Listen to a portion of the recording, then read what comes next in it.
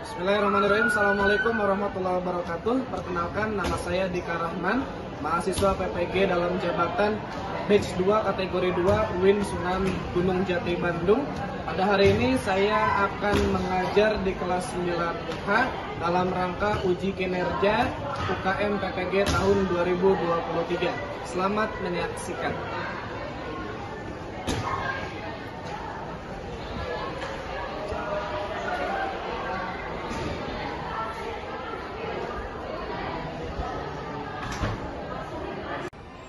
Assalamualaikum. Waalaikumsalam. Baik, kelas apa ini? Ya. Silakan berdoa terlebih dahulu.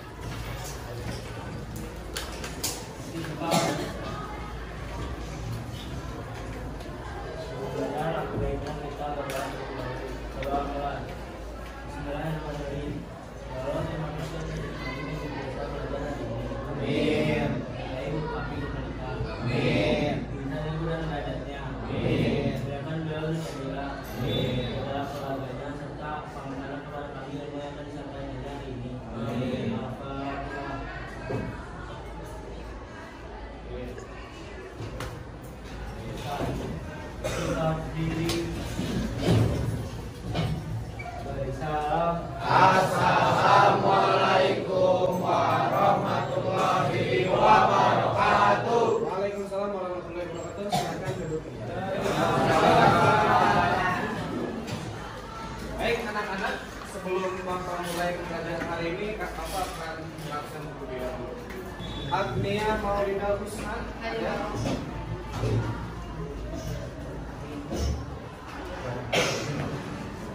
Asri Lila Ariyanti, Alma Ismaya,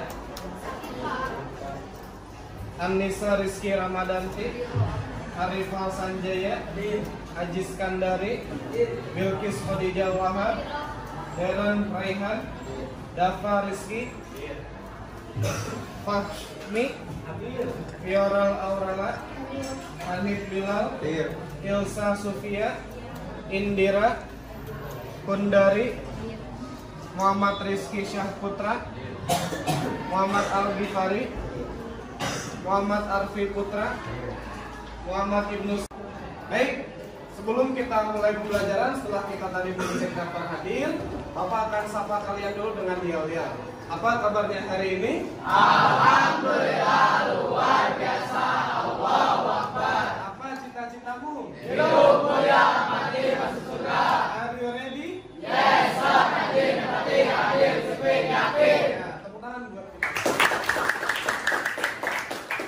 Baik, kali ini anak-anak kita akan melanjutkan pembelajaran kita di kelas ini tentang Al-Quran dan Sunnah sebagai pedoman, gitu ya. Setelah kemarin kita belajar membaca, kemudian kemarin kita sudah menghafal Quran surat An-Nisa ayat 59 dan 64. Kemarin juga kita sudah belajar tentang isi kandungan dari Quran surat An-Nisa ayat 59 dan ayat 64. Hari ini kita langsung ke materi terakhir tentang fungsi hadis menurut Al-Quran. Baik, sebelum itu Bapak akan bahas yang pertama. Nah, Ananda tahu ini apa? iPhone. Ini merek apa? Ini mungkin jebakan umur ya, zaman Bapak dulu masih kecil HP-nya seperti ini, gitu ya. Kalian pasti punya HP kan? Oke, ketika pertama kali beli HP isinya apa aja? Bukan di dalam dusnya. Buku panduan, headset, apa lagi? Earphone, kotak sama kartu garansi. Nah, ini HP ya, ada buku panduan. Ketika membeli HP pasti ada buku panduan. Pertanyaannya, itu buku panduan dibaca nggak sih oleh kalian? Kenapa? Karena sudah paham. Padahal buku panduan itu tujuannya apa sih? Ya, untuk memandu agar kita bisa menggunakannya sebaik mungkin. Nah, ini HP yang hanya berbentuk barang, apalagi manusia. Allah ketika melahirkan dari seorang ibu, gitu ya, ketika kita dilahirkan dari seorang ibu, itu tidak dibiarkan hidup tanpa panduan. Allah kasih panduannya, yaitu Al-Quran dan Sunnah. Al-Quran adalah kalam Allah yang diturunkan kepada Nabi Muhammad. Kalau As-Sunnah itu adalah contoh yang diberikan oleh Nabi Muhammad SAW. Makanya setiap anak yang lahir, setiap manusia itu pasti ada buku panduannya. Biar apa? Biar selamat dunia. Baik. Nah, yang hari ini akan kita pelajari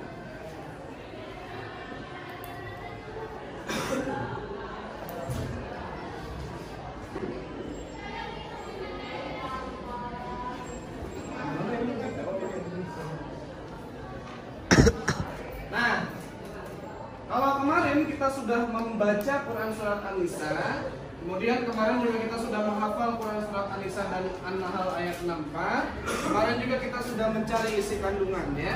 Hari ini kita akan belajar membuat infografis tentang definisi hadis dan fungsinya terhadap Al-Quran. Jadi ini adalah pertemuan terakhir tentang Al-Quran dan Sunnah sebagai pedoman. Bisa dipahami ya? Oke, sebelum itu Bapak akan jelaskan.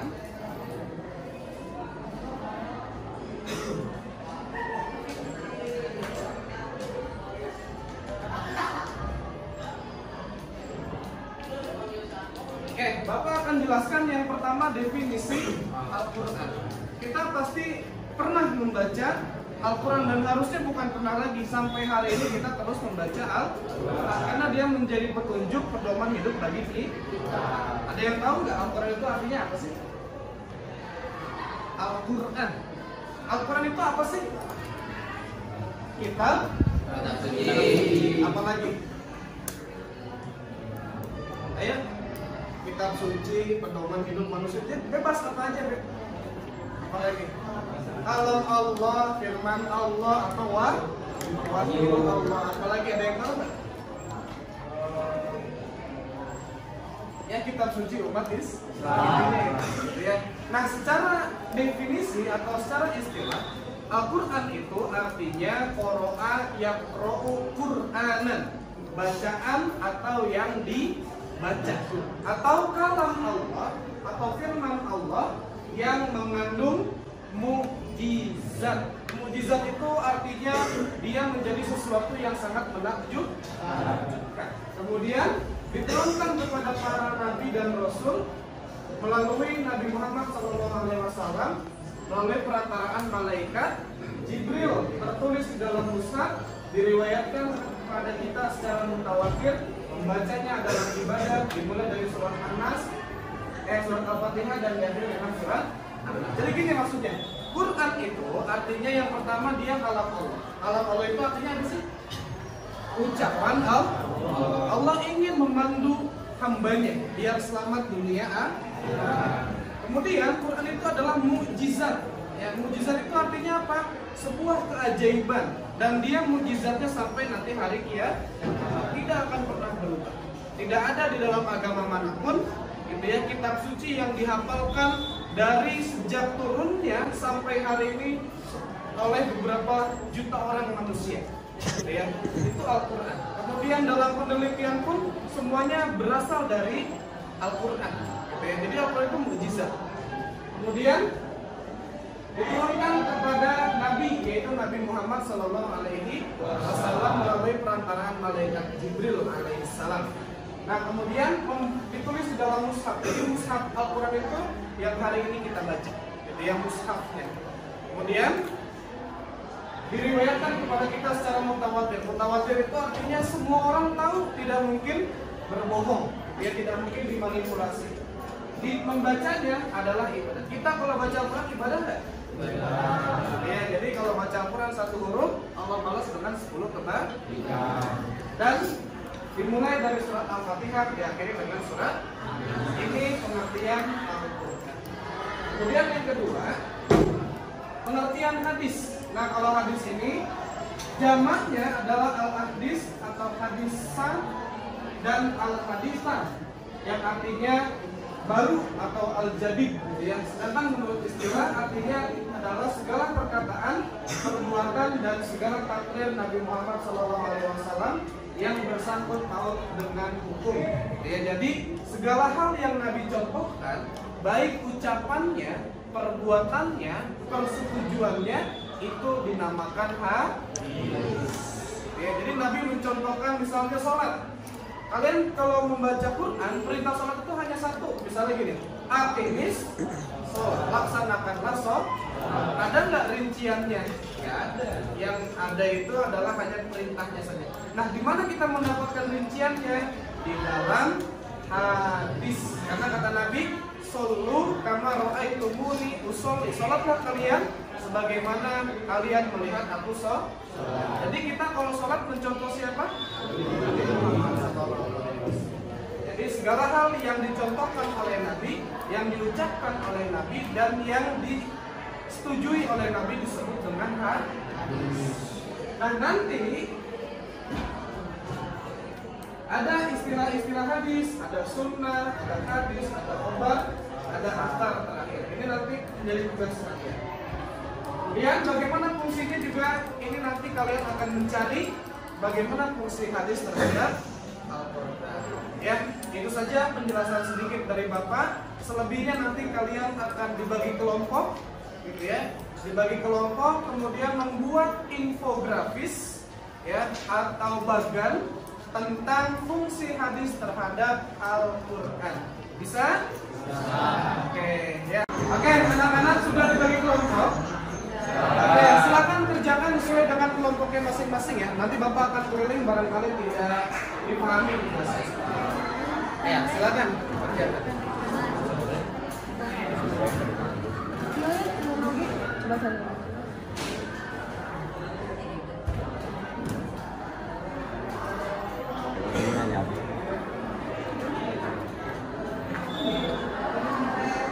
Anggota kelompoknya nanti ditulis Pak.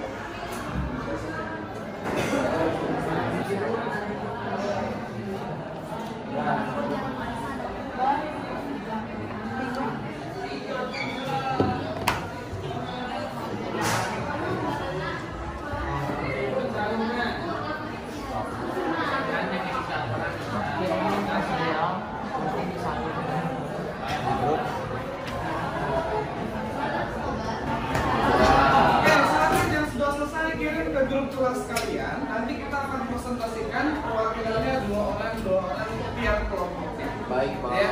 Baik, untuk kelompok yang pertama silakan maju ke depan. Kita akan mulai presentasi dari apa yang telah kalian kerjakan barusan.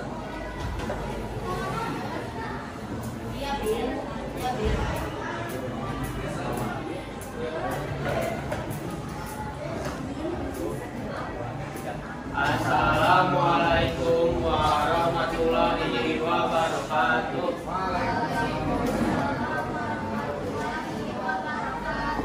Hari ini kami berdua akan mempresentasikan hasil diskusi kami tentang Al-Quran dan Sunnah sebagai pedoman hidup.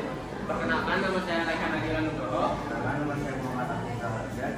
Yang pertama, definisi Al-Quran. Al-Quran menurut terminologi yaitu firman Allah yang mengandung mukjizat yang diturunkan kepada Rasul atau baginda Rasulullah Shallallahu Alaihi Wasallam, yaitu Nabi Muhammad dengan perantara malaikat Jibril yang tertulis di dalam Mus'haf, yaitu Mus'haf itu yang disampaikan kepada kita secara mutawatir.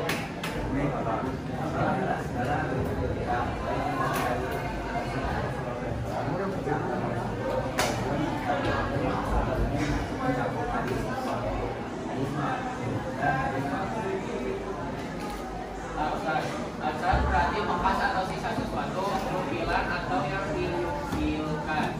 Karena itu doa yang dinukilkan dari Nabi disebut doa mansur.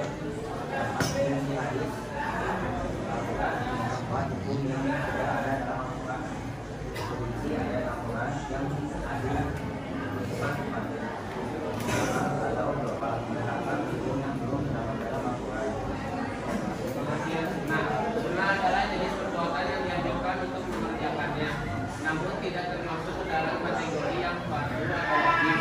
Atau menurut versi lain, sunnah adalah suatu perbuatan yang dikerjakan dapat pahala dan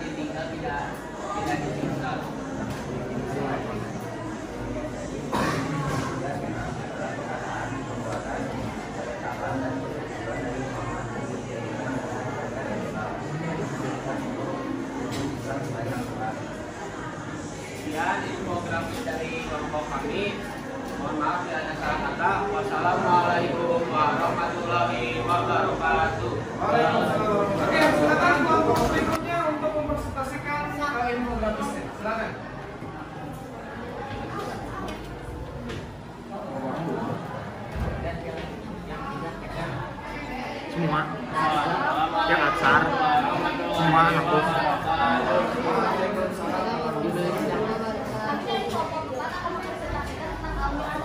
Jangan prestasinya apa itu? Aksar. Karena prestasi pertama. Dan definisi Al-Quran. Kalau Allah Apresiatif terhadap Al-Quran ini. yang diturunkan para para nabi dan rasul melalui malaikat Jibril. Al-Quran dimulai dari surat Al-Fatihah yang diakhiri dengan surat An-Nas. Pengertian sunnah. Menurut mereka, sunnah adalah jenis perbuatan yang dianjurkan untuk mengerjakannya, namun tidak termasuk di dalam kategori yang fardu atau wajib. Atau menurut versi lain, sunnah adalah suatu perbuatan bila dikerjakan dan dapat pahala dan ditinggal sudah diselesai. Sabar adalah segala bentuk kebenaran, baik yang datang dari Rasulullah SAW, sahabat Rasulullah SAW maupun Nabi.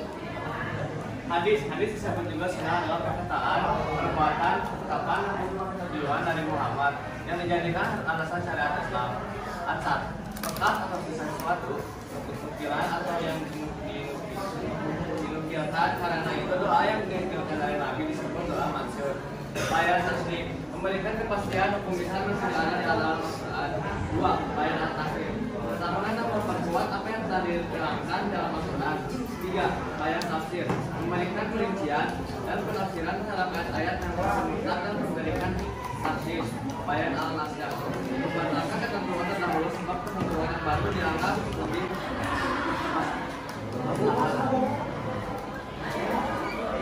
ya dari kami.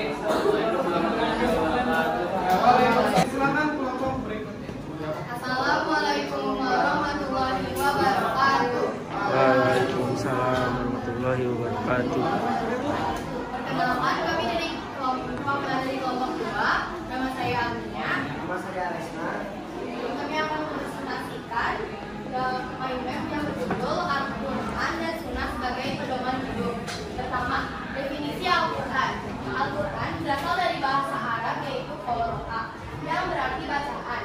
Al-Quran adalah kalam Allah yang mengandung mukjizat yang diturunkan kepada Nabi Muhammad melalui malaikat Jibril yang tertulis pada mushaf dan riwayat kepada kita secara mutawatir. Pembacanya dibilang dimulai dari surat Al-Fatihah dan diakhiri dengan surat An-Nas. Pengertian sunnah. Menurut hadis ialah segala sesuatu yang diberikan dari Nabi Muhammad SAW, baik berupa perkataan, perbuatan, maupun berupa takbir, pengajaran, sifat, kelakuan, perjalanan hidup baik yang demikian itu sebelum Nabi SAW maupun Islamnya. 3. Hadis. Hadis disebut juga sunnah adalah perkataan, perbuatan, ketetapan, dan persetujuan dari Nabi Muhammad yang menjadikan landasan syariat Islam.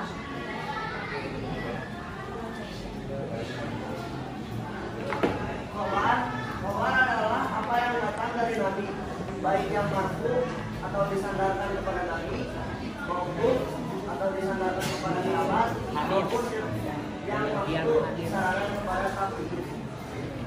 5. Aksar. Aksar berarti bekas atau sisa sesuatu, nukilan atau yang dinukilkan. 6. Hadis. Bayan al-takwir adalah menetapkan dan memperkuat apa yang telah dijelaskan dalam Al-Quran. Bayan al-tafsir adalah penjelasan terhadap ayat-ayat yang memerlukan penjelasan lebih lanjut. Sekian dari kelompok 2. Wassalamualaikum warahmatullahi wabarakatuh. Waalaikumsalam. Ya, tepuk tangan buat kelompok 2. Oke, kelompok terakhir silakan maju ke depan. Aku enggak. Bilang saya dengar si Nabi. Ya, silakan.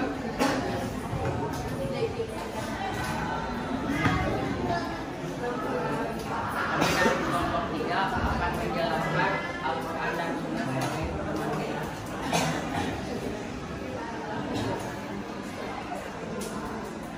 Definisi Al-Quran. Pengertian Al-Quran menurut istilah adalah kalau Allah atau firman Allah Subhanahu wa taala yang diturunkan kepada Nabi Muhammad tertulis dalam mushaf yang sampai kepada kita dengan jalan mutawatir dan membacanya menjadi ibadah.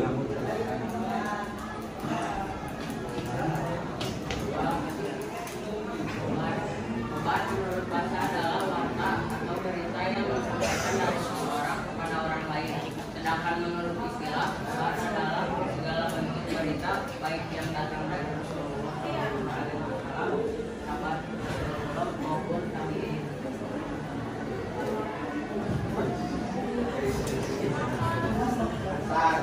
Menurut bahasa berarti maaf pikiran atau yang digunakan karena itu bahwa yang disebut.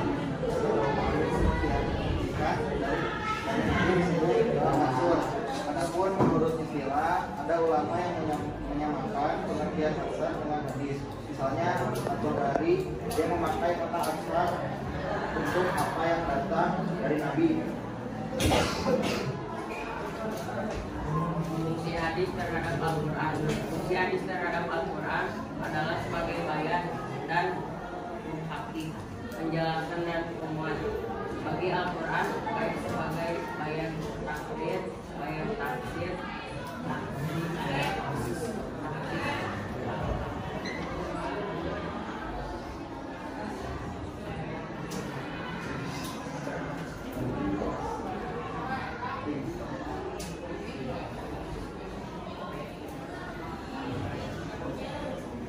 pengertian sunnah. Sunnah adalah jenis perbuatan yang dilakukan untuk mengerjakannya. Sunnah adalah suatu perbuatan yang dikerjakan dapat pahala dan ditinggal tidak disiksa. hadis disebut juga sunnah adalah perkataan, perbuatan, ketetapan dan persetujuan dari Muhammad yang dijadikan landasan syariat Islam. Hadis dijadikan sumber untuk Islam, baik Al-Quran dalam hal ini kedudukan hadis merupakan sumber kedua dalam Al-Quran. Sekian dari kelompok 3. Wassalamualaikum warahmatullahi wabarakatuh.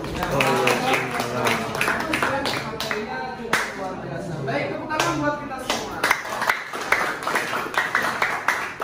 Oke, tadi penampilan dari teman-teman kalian, gitu ya, presentasi dari perwakilan kelompoknya, insya Allah sudah dinilai. Sekarang kita refleksi terlebih dahulu, gitu ya, apa yang telah kita pelajari hari ini. Gimana? Pembelajarannya menarik hari ini? Menarik. Jadi kita belajar tentang bagaimana sih hadis itu fungsinya terhadap Al-Quran dan fungsinya dalam kehidupan kita sehari-hari. Ya, jadi kalau kita belajar hadis, insya Allah sampai kapanpun kita tidak akan pernah tersesat baik di dunia maupun di akhirat. Kata Nabi, aku tinggalkan 2 yang kalian nanti kalau memegang itu semua tidak akan tersesat, gitu ya, sampai kalian ke akhirat, yaitu Al-Quran dan yang kedua adalah hadis, atau sunnah Rasulullah SAW.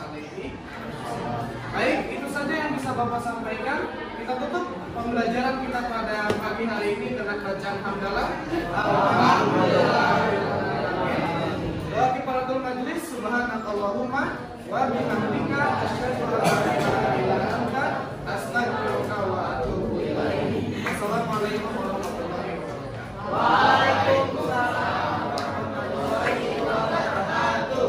Perkenalkan, nama saya Getris. Pembelajaran kali ini sangat menyenangkan karena kita belajar banyak hal tentang Al-Quran dan hadis, seperti halnya kita dapat memahami lebih dalam makna Al-Quran dan hadis. Nama saya Deran. Pembelajaran sangat menyenangkan karena menggunakan buku gratis. Nama saya Agnia. Di pembelajaran kali ini mungkin sangat menarik dan gampang dipahami karena di sini kita belajar mengenai Al-Quran dan Sunnah sebagai pedoman hidup.